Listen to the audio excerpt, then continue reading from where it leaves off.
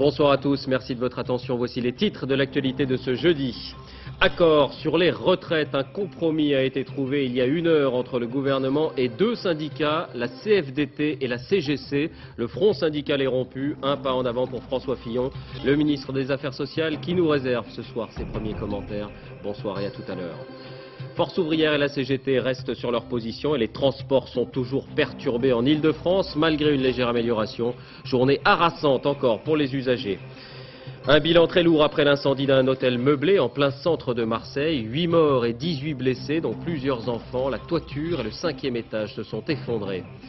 Un coup de filet dans le milieu pédophile. Des dizaines d'amateurs de photos interdites sur Internet ont été interpellés et parmi eux, un haut magistrat à la cour d'appel de Versailles. La commission d'enquête parlementaire sur le loup a rendu son rapport, priorité à l'homme et notamment aux bergers, mais elle préconise également la création de zones de protection. On compte actuellement 30 loups en France. Enfin, l'événement de la journée à Cannes, la suite de Matrix, virtuosité technique, action soutenue et un zeste de métaphysique. Le film sort en France vendredi. C'est un tournant pour la réforme des retraites proposée par le gouvernement. La négociation a donc abouti ce soir avec 2 syndicats, notamment la CFDT, au prix d'importantes concessions. On verra ça tout à l'heure en détail. D'abord le récit de ces dernières heures. Les discussions avaient repris à 17 h, mais sans la CGT et sans Force ouvrière. Nathalie Moisan, Michel Levasseur. Il était le plus attendu, François Chérec, le leader de la CFDT. Toute la journée, des contacts ont eu lieu avec Matignon. Et ce soir, 1h30 après la reprise des discussions, la CFDT approuve la réforme. La délégation CFDT a le sentiment ce soir d'avoir sauvé notre système de retraite par répartition et avoir repoussé pour longtemps tout système de pension par capitalisation. Face au ministre, l'heure n'est plus à l'union. La CGT n'est pas venue. 1/4 d'heure après son arrivée, Force ouvrière claque la porte. Ses représentants dénoncent un accord conclu selon eux à Matignon ce matin dans leur dos et appellent à de nouvelles manifestations. Nous allons donc engager avec les autres organisations syndicales qui refusent de rentrer dans le jeu du gouvernement sur la baisse programmée des pensions. Nous allons essayer d'organiser la réplique, si je puis dire, donc essayer d'organiser les mouvements. Force ouvrière et la CGT contre la réforme, la CFDT et la CGC pour. De son côté, la CFTC hésite. Ce soir, sur les retraites, le front syndical est brisé. Et dans un instant, le temps de le lire, de l'étudier attentivement, on détaillera le texte de cet accord et on évoquera votre stratégie, François Fillon. Mais d'abord, cette 3e journée de perturbation, puisqu'on l'a vu, plusieurs syndicats appellent toujours à la mobilisation. On signale de nouvelles manifestations assez modestes, à Bordeaux ou Rennes notamment. En fait, à de rares exceptions près, seule l'Île-de-France est vraiment touchée par la grève des transports en commun, métro et bus. Vincent Fourcade, Claude Marc. Le trafic est fortement perturbé sur l'ensemble des lignes du métro et du RER. Petit message de rappel à tous ceux qui sur les quais en douteraient encore. Pour la 3e journée consécutive, c'est donc la grève dans les transports publics parisiens. Ça fait 2 jours que je marche. Je fais Paris-Saint-Lazare, le bureau, donc les Champs-Élysées à pied. Et là aujourd'hui, j'ai essayé le métro quand même. Un trafic très limité, voire nul aujourd'hui dans le métro, avec pour les plus chanceux, une voiture toutes les demi-heures. Ça fait combien de temps que vous attendez? Ça fait 10 minutes. Pas trop long? Non, pas trop long. Ça va, mais avec le monde, c'est la galère. Alors, Et en ce moment dans le métro, être à 2 doigts d'embarquer, ça n'implique pas forcément que l'on y arrivera. Vous avez vu ce qui s'est passé? Tout le monde se bouscule. Maintenant, on va attendre une demi-heure. Hein. Et ça fait depuis 3 jours, on met 2 heures le matin, 2 heures le soir. C'est scandaleux. À la surface, les amateurs de bus n'étaient guère mieux lotis. Pas d'énervement pour autant, certains usagers faisant même preuve d'une confiance à toute épreuve. Arrête de nous desservir, oui. Oui, j'ai vu. Mais je pense qu'il y en aura un d'ici quelques instants. Je suis confiant. Jusqu'à République à pied, j'ai des ampoules. Payer une carte à l'année, bravo. Hein. En fin d'après-midi, la tendance était à la reprise du travail dans les bus et le métro. Retour progressif à la normale également à la SNCF. Et nombre d'usagers ne seront pas fâchés de l'apprendre. Ça fait 20 ans que je suis à Saint-Lazare, j'ai jamais vu. Hein. Jamais. Côté TGV, Thalys et Eurostar, aucune perturbation à signaler. Aujourd'hui en France, seuls quelques trains corail ont dû être supprimés. Et sur les routes et les boulevards, plus de 300 km de bouchons ce matin encore. Et les nerfs à vif pour beaucoup de franciliens. Reportage François Baudonnet, Fabrice Dujardin. Hitler aux grévistes, franchement c'est des grenades. Ils foutent le bordel, ils nous paralysent le pays aujourd'hui. Moteur coupé et nerfs à vif. Depuis 20 minutes sur ce carrefour, plus rien ne bouge. Certains s'improvisent alors agents de la circulation. Je dis aux gens d'essayer de trouver une issue, n'est-ce pas? C'est-à-dire, on veut gagner du temps, mais tout en perdant du temps. Oui, mais voilà, ça ne marche pas. C'est n'importe quoi, franchement. Attendez, s'il n'y a pas que la police qui cherchons une autre issue. Cherchons une autre issue. Là, c'est plombé devant. Il n'y a pas d'issue. Passons par là. Merde alors. Au troisième jour de grève, les franciliens ont été pris au piège de 320 km de bouchons ce matin, plus encore que lors des grands retours de vacances. Pour les Parisiens, trop c'est trop, et ils le disent. Est-ce que vous pouvez nous dire un petit mot sur ce que vous pensez de la grève? Ras-le-bol. Pourquoi? Parce que ce sont les plus favorisés qui font le plus grève. Et s'ils ne sont même pas concernés, ils emmerdent toute la population parisienne et l'Île-de-France. Ça nous empêche dans nos sociétés d'avoir nos travailleurs. Ils souffrent plus que tout le monde. Ils sont obligés de faire des kilomètres pour arriver à travailler. Oui, ça me gêne parce que je suis en vélo, c'est pas très. Mais il faut être toujours solidaire. Dans les rues de Paris, justement, la solidarité est aussi de sortie. Ah, le chignon, l'oublie. Du stop décoiffant, mais qui permet à cette jeune femme d'éviter l'attente interminable d'un autobus bien aléatoire. Est-ce que les horaires affichés sont respectés ou pas? Non. Bon, il est annoncé à 8h33, il partira jamais à 8h33. Non, parce qu'il est déjà 35. Aujourd'hui, une nouvelle fois pour être à l'heure, tous les moyens étaient bons, surtout s'ils avaient des roues, et mieux encore, un moteur, comme cette petite moto pliante, qui pourrait bien servir encore demain. Et tout à l'heure, 13 assemblées générales à la RATP se sont prononcées pour la reconduction de la grève jusqu'à demain matin au moins. 18 autres ont voté la reprise du travail. Attention donc demain, si vous habitez Paris ou la banlieue, il y aura sans doute de nouvelles perturbations. On s'arrête un moment sur ces grèves, car les textes et les accords signés l'indiquent, elles sont illégales. Un préavis doit en effet être déposé. Explication Stéphane Despinois, Fabrice Dujardin. Ils n'ont pas averti qu'il n'y avait pas de métro, là ils avertissent que maintenant ils font ce qu'ils veulent. C'est toujours les mêmes qui s'en pris en étage, quoi. Instaurer un service minimum pour les voyageurs, l'idée refait surface à chaque conflit. Jacques Chirac l'avait même inscrite dans son programme de candidat l'an dernier. Dans le respect du principe constitutionnel du droit de grève, disait-il, un dialogue social responsable doit permettre de définir un service garanti en cas de conflit. Depuis 1996, la RATP a mis en place une procédure baptisée alarme sociale. Direction et syndicats négocient dès qu'un problème se pose dans l'entreprise. Mais sur le dossier brûlant des retraites, cela dépasse la RATP. La grève se poursuit donc sans préavis. La poursuite partielle du mouvement à la RATP n'a fait l'objet d'aucun préavis. Cette situation est donc illégale. Illégale sans doute, mais les grévistes s'estiment eux dans leur bon droit. On ne prend personne en otage. Nous, ce qu'on veut, c'est qu'on nous écoute et que ce projet Raffarin il soit retiré. Les députés de la majorité veulent une loi pour mettre fin aux abus de la grève à la SNCF comme à la RATP. Une loi prévoyant un service garanti aux heures de pointe, avant 10h et après 17h. Pas facile, répond la RATP, puisqu'il faudrait pour cela mobiliser presque tous les agents. Il ne s'agirait alors plus d'un service minimum. Et quelle sera la situation demain, dans les jours qui viennent? Eh bien, on en vient à ce tournant, peut-être, ce compromis trouvé tout à l'heure entre vous-même, François Fillon, et deux syndicats. Est-ce un texte définitif? Peut-il infléchir la rue en votre faveur? D'abord, voyons le détail de ce compromis avec Martin Gouès et Patrice Hacher, les nouveaux points et ce qui a changé. En 2008, la retraite minimum pour les petits salaires passera à 85% du SMIC contre 75% prévu initialement.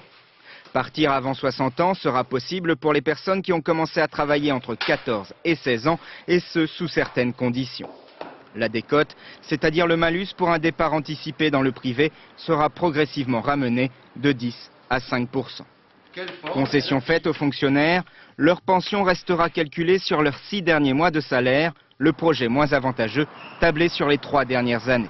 À partir du 1er janvier prochain, les fonctionnaires ont une retraite complémentaire, elle est obligatoire, un système par répartition basé sur une partie de leur prime avec des dispositions particulières pour les infirmières.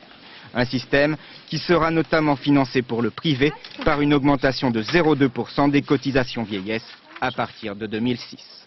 Alors juste avant de rentrer dans le détail technique de ces mesures, de ces concessions, votre sentiment, François Fillon, vous dites ce soir, ça y est, c'est gagné, la réforme est sur les rails, ça va faire boule de neige? Non, je ne dis pas cela, mais je dis que ce soir, le gouvernement a un accord avec 5 organisations syndicales et patronales sur 8. La 6e, la CFTC, hésite encore, et en tout cas a été très constructive dans les débats de cette nuit et de cet après-midi. Et cet accord, c'est un accord pour sauver les retraites, comme l'a dit tout à l'heure François Chérec. C'est le résultat d'une méthode, c'est-à-dire du dialogue social que patiemment, depuis un an, j'essaie de tisser entre les organisations syndicales et le gouvernement. Et vous pensez qu'il sera décisif cet accord, que les autres vont y venir parce que ceux-là, ils sont déjà, la CFDT surtout? Je ne sais pas si les autres vont y venir, mais ce que je sais, c'est que les autres ont participé encore 10 heures cette nuit à des débats qui n'ont pas été des débats, comment dirais-je, durs. Non, parce que, on le sait, Force ouvrière est très hostile à l'harmonisation dans le public et le privé, et la CGT n'a pas beaucoup l'habitude d'accompagner les réformes jusqu'au bout. Mais je trouve que le climat a changé quand même.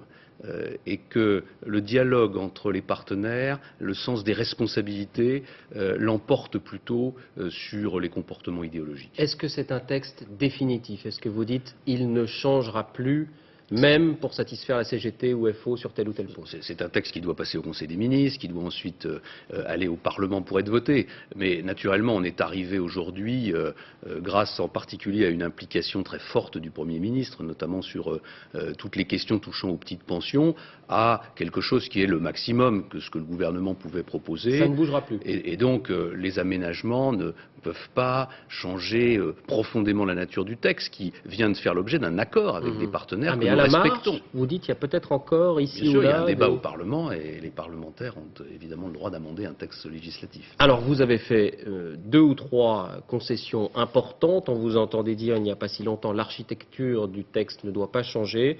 Lorsqu'on passe pour base du calcul des retraites des fonctionnaires des 3 dernières années, comme c'était indiqué dans le texte initial, aux 6 derniers mois, ça fait une différence, ça fait des pensions plus hautes.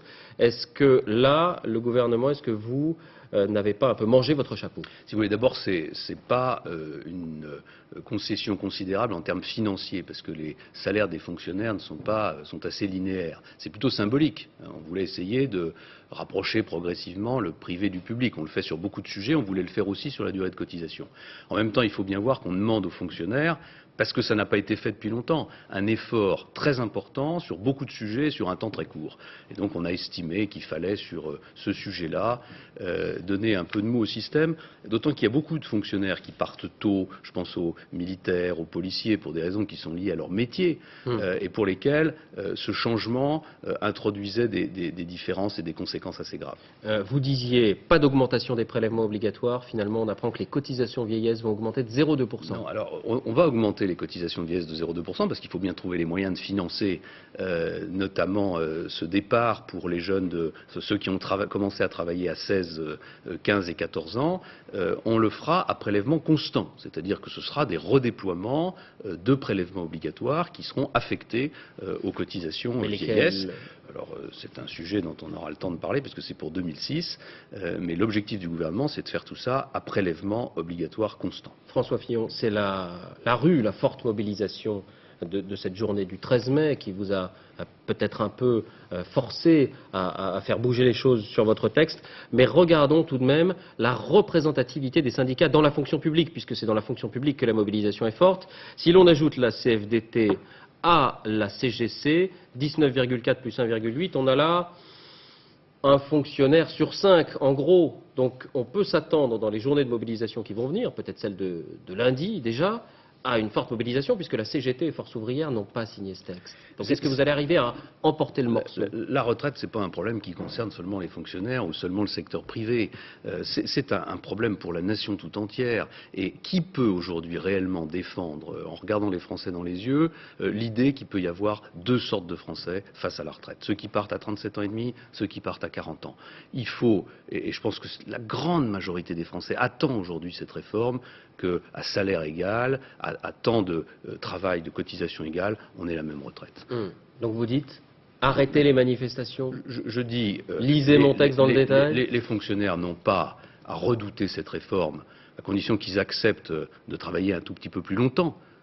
contrairement à tout ce qu'on voit souvent et ce qu'on entend, il n'est pas question de baisser les pensions des fonctionnaires. Il est simplement question de leur donner la même pension avec, en 2008, 2 années et demie de plus.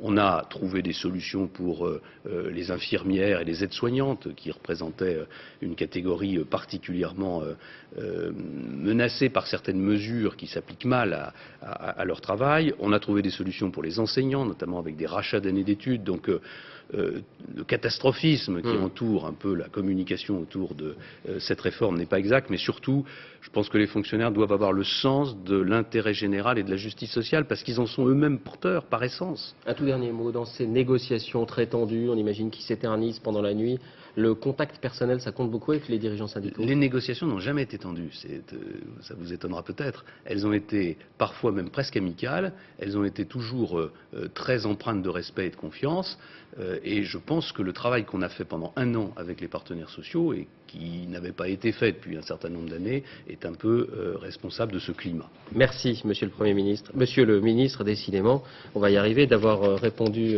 à nos questions et de nous avoir réservé votre première réaction. Merci François Fillon. Premier test donc lundi, avec le nouvel appel à la mobilisation des fédérations de fonctionnaires et notamment les enseignants. Et depuis plusieurs semaines maintenant, des grèves diversement suivies sont observées ici et là dans les collèges, les lycées, les écoles sur cette question des retraites, mais aussi sur le budget et la décentralisation. En visite à Rodez, Luc Ferry et Xavier Darcos ont été chahutés tout à l'heure. Alban Mikosi, Rémi Poissonnier. Rodez, ville tranquille, n'a sans doute jamais connu cela. Des CRS en difficulté qui tentent de protéger l'hôtel de ville sous un déluge de livres lancés par des professeurs en grève. Le livre, c'est bien sûr l'ouvrage de Luc Ferry, le ministre de l'Éducation. Et les huées redoublent car le voici justement qui arrive dans la petite rue. Nous sommes venus pour dialoguer. S'il y a des manifestants qui ne veulent pas dialoguer, on ne peut pas le faire de force. La rencontre n'aura pas lieu. Dans les rues, de 3 à 5 000 manifestants venus de toute la région, souvent syndiqués, ils incarnent l'opposition d'une partie des professeurs à Luc Ferry. Il n'a rien à apporter de nouveau par rapport à ce qui existe déjà, donc son livre, il peut se le garder. Voilà. De Strasbourg. Autre ambiance dans la salle sécurisée du conseil municipal où le débat a commencé. Luc Ferry y expose ses conceptions de la vie scolaire. Les propos sont courtois, l'assistance est composée de proviseurs, d'inspecteurs de l'éducation et d'élus locaux. 2 univers parallèles. Dehors, les manifestants sont partis. Le grand débat attendu sur la décentralisation n'a pas commencé. Et à noter que dans le Var, des enseignants en grève ont empêché la tenue de 2 épreuves de BTS, examen annulé également à Saint-Denis de la Réunion. Et puis à Cannes, les grévistes ont voulu se faire entendre à l'occasion du festival, manifestation et distribution de tracts sur la Croisette. L'actualité sociale toujours avec les difficultés des éleveurs de poulets, en l'occurrence les poulets père dodu. Le groupe Doux, premier producteur et exportateur d'Europe, annonce un plan de restructuration. 900 emplois sont menacés. Elisabeth Esley. Le père dodu va perdre du poids. Le groupe Doux, numéro 1 européen du poulet, qui élève et commercialise 900 000 tonnes de volailles par an, va fermer plusieurs sites en Bretagne et dans le Nord. Plus de 900 emplois sur 6 000 en France pourraient être touchés. Mutation ou CDD non renouvelés selon la direction, mais les syndicats craignent 500 licenciements. Il y a la volonté bien sûr de faire pression sur le ministère pour avoir des aides, mais quelles aides? On n'a jamais vu dans ce pays avoir des aides directement aux salariés. On est à Châteaulin, je donne un exemple. Il va vous proposer d'aller à Vannes. Vous allez accepter, vous allez refuser. Vous avez une baraque à payer, vous avez... c'est impossible. C'est toute la filière avicole qui bat de l'aile, victime à la fois de surproduction et d'une réduction des aides communautaires à l'exportation. D'autant que la concurrence brésilienne et thaïlandaise fait rage. Les poulets y sont beaucoup moins chers. La crise de la vache folle avait permis à la volaille de survivre, mais ce n'était sans doute qu'un sursis. Autre titre de l'actualité de cette journée, ce terrible incendie dans un hôtel meublé d'un quartier populaire de Marseille. 8 morts et 18 blessés, dont plusieurs enfants. Un incendie qui serait d'origine accidentelle. Laurent dit, Benoît Jourdan. Un feu très violent, attisé par le Mistral. La caserne des pompiers a beau être tout près, à 150 mètres, lorsque les secours sont arrivés, le brasier était déjà très impressionnant. 2 personnes se sont d'ailleurs jetées par la fenêtre pour échapper aux flammes. À l'heure qu'il est, les hommes du feu ne s'expliquent toujours pas un tel incendie. On a quand même l'habitude de voir dans les feux d'appartement des flammes traditionnelles de couleurs qu'on connaît bien. Là, il y avait une couleur qui était non traditionnelle, donc il y a forcément quelque chose qui a brûlé, on ne sait pas quoi. Sous l'action des flammes, la toiture ainsi que le plancher du dernier étage se sont effondrés. Le bilan, qui pourrait encore évoluer est en tout cas très lourd. 8 morts, dont au moins un enfant, et 18 blessés. Beaucoup de victimes donc, car l'incendie s'est déclaré de nuit, surprenant les habitants dans leur sommeil. C'est des travailleurs marocains, peut-être algériens sur les chantiers. Travailleurs sur les chantiers et les Roumains, des gens qui vivent de petits boulots. C'était un hôtel meublé qui, bon alors on va tout revérifier aujourd'hui, mais qui fonctionnait dans la légalité. Mais peut-être y avait-il plus de monde que prévu à l'intérieur. Les corps des victimes transportés à l'Institut médico-légal devraient être autopsiés demain et permettre d'en savoir un peu plus sur les circonstances du sinistre. Mais pour l'instant, c'est la thèse accidentelle qui semble privilégiée par les enquêteurs. Oui, on l'a entendu, il ne s'agit pas d'un taudis, mais à l'occasion de ce drame, on s'interroge à nouveau sur ces hôtels meublés dont certains sont très vétustes. On parle souvent de les fermer, mais l'obstacle est toujours le même, il faudrait reloger les occupants. Caroline Gauthier, Christophe Larocca. Un hôtel meublé insalubre comme il en existe des dizaines dans le centre-ville de Marseille. Ici, 32 locataires s'entassent, des Marocains, des Tunisiens, des Algériens, tous en situation régulière. Ces personnes vivent dans l'insécurité. Alors, ils ont souvent peur de recevoir des planchers ou de passer au travers. Souvent, les installations électriques sont plus que dangereuses. Comme vous voyez ici, il n'y a pas de gaine. Pas non plus d'eau chaude, ni de chauffage, des murs qui suintent d'humidité, et ce, pour 100 à 300 € par mois et par personne. Il n'y a rien, il n'y a pas de chauffage, il n'y a pas de douche, il n'y a pas de lampe toilette, il n'y a rien, il n'y a rien. Regarde, l'eau chaude, la fenêtre ne ferme pas. La plupart de ces hôtels sont frappés d'arrêtés de fermeture. Mais peu importe, les marchands de sommeil encaissent toujours les loyers. Pauvres, analphabètes et isolés, leurs locataires se laissent piéger. J'ai pas trouvé, c'est moi, j'ai pas trouvé. J'ai cherché à droite, à gauche et j'ai pas trouvé. Aujourd'hui, la mairie de Marseille réhabilite ces hôtels. Mais qui dit réhabilitation dit aussi changement de population. À coups de menaces, les pauvres sont chassés par les marchands de sommeil. Pour preuve, ce document émis par la société Marseille Aménagement. En dernière page, cette phrase, le fonds devra être libéré de ses occupants. Alors seulement, l'hôtel est vendu, les locataires se retrouvent sans toit. Ce sont les gens qui ont profité d'être des marchands de sommeil pendant des années qui doivent reloger. Ce n'est pas parce qu'on n'a pas les moyens de reloger ni la volonté, il faut que chacun prenne ses responsabilités. Conséquence, ces immigrés n'ont d'autre solution que de changer de rue ou de quartier. Et là, ils se retrouvent entre les mains d'un autre marchand de sommeil. 38 départements, une soixantaine de personnes. Les gendarmes ont procédé à une nouvelle vague d'interpellations dans les milieux pédophiles. L'animateur du forum, un jeune homme de 19 ans, avait été arrêté il y a 4 mois. Parmi les habitués du réseau, un haut magistrat de la Cour d'appel de Versailles. Christelle Bertrand, Amaury-Libert. Ce jour-là, Michel Joubrel siège au Conseil supérieur de la magistrature. Le CSM, c'est l'aboutissement d'une brillante carrière de magistrat. Aujourd'hui, Michel Joubrel est mis en examen pour diffusion, captation et recel d'images pédophiles. La section de recherche de la gendarmerie d'Orléans est remontée jusqu'à l'ordinateur personnel de Michel Joubrel. Au départ, les gendarmes avaient saisi le disque dur d'un jeune homme de 19 ans, créateur d'un site sur lequel 60 personnes ont navigué. Parmi elles, Michel Joubrel, et comme les autres, il ne s'est pas connecté par hasard. C'est exactement un forum, une bourse d'échange, c'est-à-dire que si on est intéressé par ce genre de choses, on propose de s'intégrer au forum, on apporte sa contribution sous la forme de photos pédophiles. Si l'administrateur les accepte, on a le droit ensuite de consulter celles qui sont apportées par les autres, à charge de renouveler le stock et d'apporter de nouvelles photos chaque fois. Michel Joubrel serait donc un consommateur actif de milliers d'images mettant en scène des enfants. Certains n'avaient pas plus de 2 ans. Cette affaire secoue l'Union syndicale des magistrats. Michel Joubrel en était le président d'honneur. Les magistrats sont d'évidence choqués par ce type de comportement, puisque beaucoup d'entre eux travaillent sur ce type de dossier. Comme nos concitoyens, cela les choque. Un haut magistrat décoré de l'Ordre national du mérite et de la protection judiciaire de la jeunesse. Ce soir, Michel Joubrel est en liberté sous contrôle judiciaire et provisoirement suspendu de ses fonctions. La prison, les dernières fouilles ont montré que les téléphones portables continuent à circuler. C'est un instrument souvent utilisé pour planifier les évasions. Eh bien, le ministère de la Justice pense avoir trouvé la parade. Des brouilleurs ont été installés à titre expérimental dans plusieurs établissements. Yasmina Farber, Philippe Jasselin. C'est de cette cellule, dans le quartier disciplinaire de Fresnes, qu'Antonio Ferrara a organisé son évasion. De toute évidence, l'opération Commando du 12 mars dernier avait été organisée grâce à des communications de téléphone portable. Aujourd'hui, impossible de passer ou de recevoir un appel dans ce secteur de la prison. Les réseaux de communication sont brouillés grâce à ces nouveaux équipements. Dans le quartier d'isolement, d'autres boîtiers masqués de façon un peu artisanale empêchent les coups de fil, mais ils détectent aussi les tentatives d'appel. Dans ce cas, le voyant passe au rouge. Le matériel garde ces alertes en mémoire. Nos téléphones ont vite été repérés. Lorsque vous allez allumer vos portables, ils ont été immédiatement brouillés. C'est tous les traits noirs, donc de 12h20 à 12h40.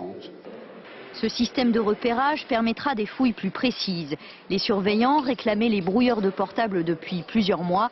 Ils équiperont bientôt d'autres établissements sensibles. La sécurité routière et ses chiffres décidément encourageants sur les comportements au volant. Le nombre de tués a baissé en un an de plus de 16%. 1279 vies épargnées sur la période mai 2002-avril 2003.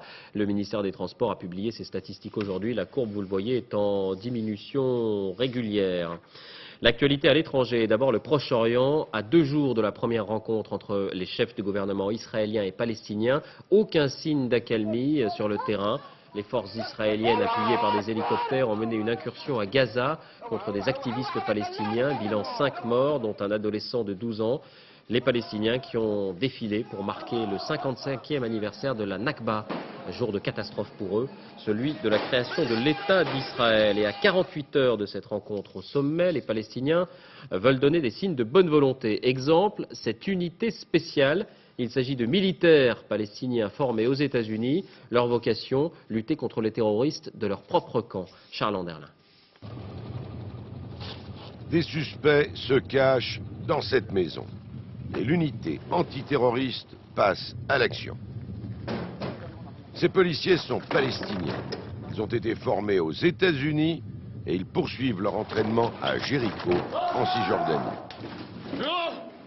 Cette unité, filmée ici pour la première fois, constitue le noyau des nouvelles forces de sécurité que le Premier ministre Abou Mazen voudrait déployer dans les territoires palestiniens. Aucun de ces hommes n'a participé à l'intifada. Ils auront pour mission d'empêcher les attaques anti-israéliennes et donc d'affronter les mouvements islamistes. Leur identité doit rester secrète.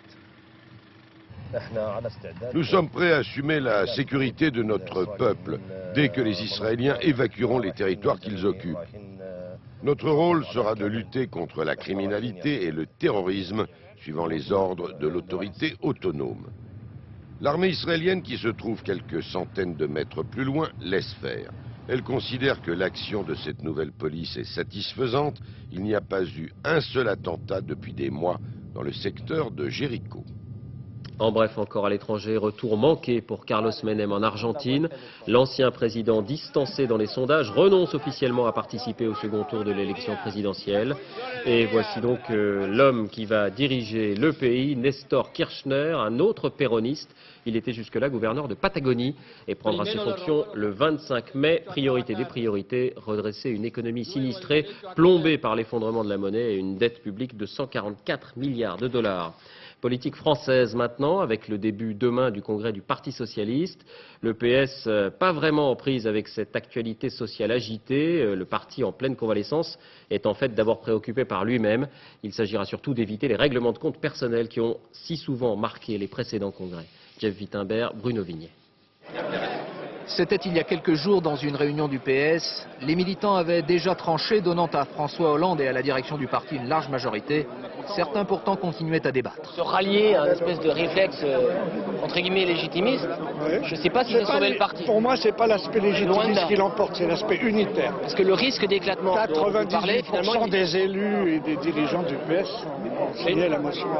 Si les plus vieux militants sont si attachés à l'unité du parti, ce n'est pas pour rien. Le cauchemar pour eux, c'est le divorce étalé au grand jour à la tribune des congrès, et c'est arrivé. À mai 179, Rocard s'oppose à Mitterrand, 24 ans plus tard, rien n'est oublié. Les choix des patrons, y compris François Mitterrand, étaient des négociations de chefs de clan.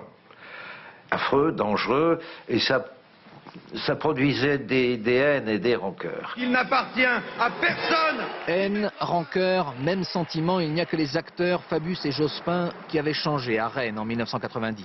Même humainement, c'était pas supportable, si vous voulez, parce qu'on finissait par aller très loin dans l'agressivité, dans la confrontation. C'était plus de la vraie politique. En 2003, à Dijon, le PS devrait donc éviter les grandes scènes de ménage. Il n'est pas pour autant tiré d'affaire. Une majorité de Français considère qu'il n'a pas de projet. Et ses militants eux-mêmes, alors que la France est en pleine agitation sociale, se demandent ce que leur parti a à dire. Je suis inquiet sur les véritables positions de gauche que demande une grande partie des militants. Les jeunes, le monde du travail, les précaires, les retraités. Je veux que nous parlions moins de nos questions de socialistes que des solutions pour les Français. À partir de demain, à Dijon, François Hollande n'aura plus à prouver qu'il est un numéro 1 du PS légitime, mais un chef de l'opposition crédible.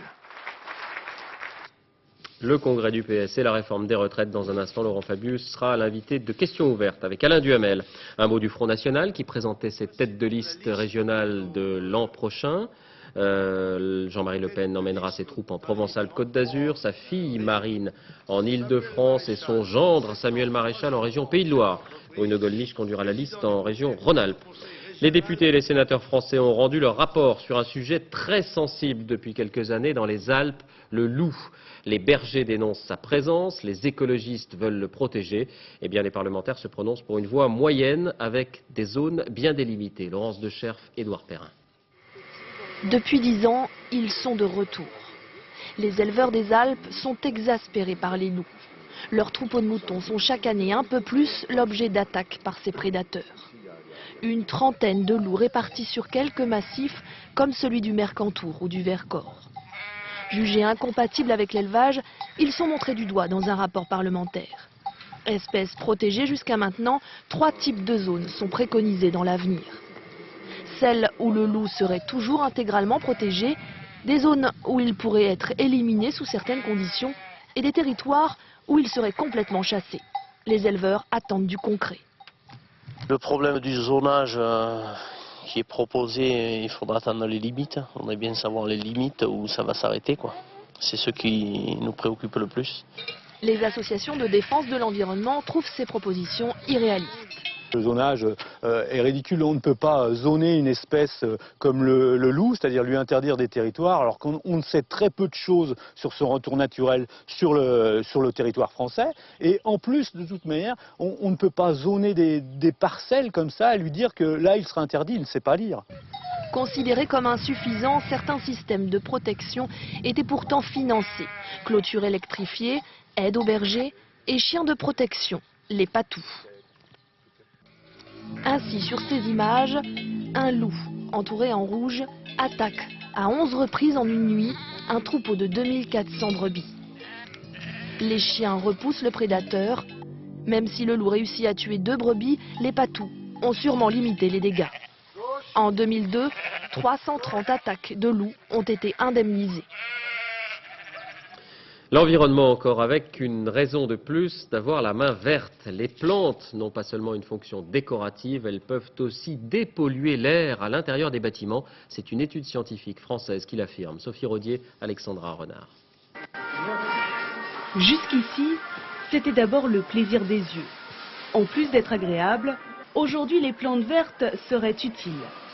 Outre leur vertu apaisante, elles seraient capables de purifier l'air des maisons. Ah bon? Parce que moi on m'avait dit que trop de plantes vertes, en principe, ça mange un peu d'oxygène, donc il ne fallait pas en avoir de trop.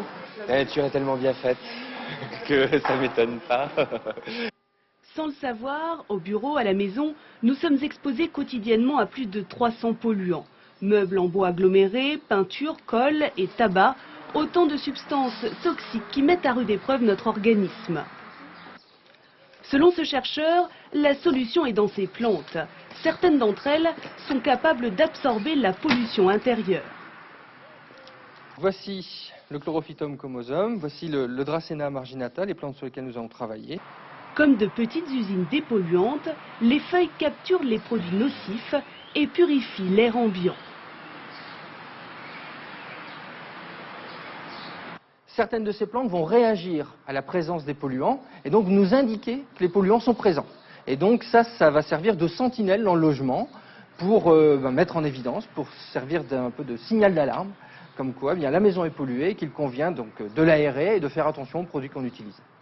C'est encore expérimental, mais d'ici 3 ans, chacun pourra acheter son kit de plantes purifiantes. Santé encore en bref avec la réouverture après 3 semaines de suspension de la clinique Marzay à Pau le mois dernier. On en parlait ici même. L'agence régionale de l'hospitalisation avait constaté des défaillances et de graves anomalies dans le service d'anesthésie notamment. Apparemment, la clinique a donc fait le nécessaire. Direction le Festival de Cannes maintenant, l'événement de la journée, la projection de Matrix Reloaded, de Matrix rechargé, réactivé en bon français. C'est le 2e volet de la série. Toute l'équipe du film a monté les marches aujourd'hui. Keanu Reeves, Carrie-Anne Moss, Monica Bellucci, toujours elle, ou encore Lambert Wilson. C'est le 2e épisode donc de la saga des frères Wachowski. Le premier avait fait sensation, il avait réuni 5 millions de spectateurs. Marie-Jo Jouan, Patrick Voix. Flashback sur la saga Matrix. Imaginez dans un siècle un univers dominé par des machines conservant les humains dans un monde virtuel pour se nourrir de leur énergie. Et puis un humain au pouvoir surnaturel, en soutane japonisante et lunettes noires, dont le destin serait de sauver l'humanité. Mais Matrix, c'est plus compliqué que ça. Un labyrinthe fait de fiction, de théologie, bouddhiste et chrétienne, de vidéos, de mangas, dans lequel le héros a plutôt du mal à se retrouver. Comme ces journalistes égarés dans les jardins d'un palace du Cap d'Antibes, à la recherche des protagonistes du film, entretien à l'américaine, 5 minutes pas plus par vedette. C'est un film qui provoque la réflexion, qui parle du destin de l'humanité, qui force même à imaginer son propre destin. On se pose des questions sur la place de l'homme dans l'univers. Pourquoi fait-on un choix plutôt qu'un autre? De la réflexion et de l'humour aussi, avec de nouveaux venus, Lambert Wilson et Monica Bellucci. Putain de bordel de saloperie de couilles de merde! Ils m'ont dit, est-ce que tu peux simplement faire un long chapelet d'injures en français? Et je dis, mais j'y vais, vraiment? Et ils m'ont dit, oui, mais je crois qu'ils ne sont pas tout à fait au courant de ce que j'ai vraiment dit dans le film. Quant à Monica, elle avait déjà rencontré Keanu Reeves sur Dracula. Et là, on ne le verra pas, mais elle l'a même embrassé. Et voilà, que 8 ans après, je me retrouve encore à embrasser Keanu Reeves de nouveau. Voilà. Non, c'était pas du tout douloureux, hein. Et même s'il y a du Superman dans l'air, la fascination pour Matrix a généré des centaines de sites internet. Le jeu vidéo, à peine sorti, est déjà culte. Matrix numéro 2 secoue méchamment, un peu comme un tour de grand 8. Le 3e volet des frères Wachowski sortira le 4 novembre. On y retrouvera tout cela. Cinéma et télévision avec la disparition d'une figure familière, Robert Stack, le comédien héros de la série Les Incorruptibles. Il est mort d'une crise cardiaque hier après-midi, il avait 84 ans. 2 images de sport. En football, la finale de la Ligue des Champions sera 100% italienne. La Juventus de Turin a renversé la vapeur face au Real Madrid hier soir. Victoire 3-1. Premier but de Trezeguet. Et pour le Real, c'est Zinedine Zidane qui a sauvé l'honneur. La Juve sera opposée au Milan AC, ce sera le 28 mai. Et puis l'affiche des championnats du monde d'athlétisme, elle a été dévoilée aujourd'hui. Je vous rappelle que c'est à Paris qu'ils se dérouleront, dans 100 jours exactement. Un grand rendez-vous de sport à suivre sur France Télévisions avec, on l'espère, sur la ligne de départ, Marie-Jo Pérec. 2 dernières informations à propos des retraites avant de se quitter. Les réactions de la CGT d'abord et de Force ouvrière à l'annonce d'un accord entre le gouvernement et 2 syndicats. La CGT et FO réclament de véritables négociations et appellent à une grande manifestation le 25 mai avec l'UNSA et la FSU. Et puis à noter que ça grince à la CFDT. La branche transport du syndicat exprime son désaccord avec François Chérec qui a donc avalisé le texte du gouvernement.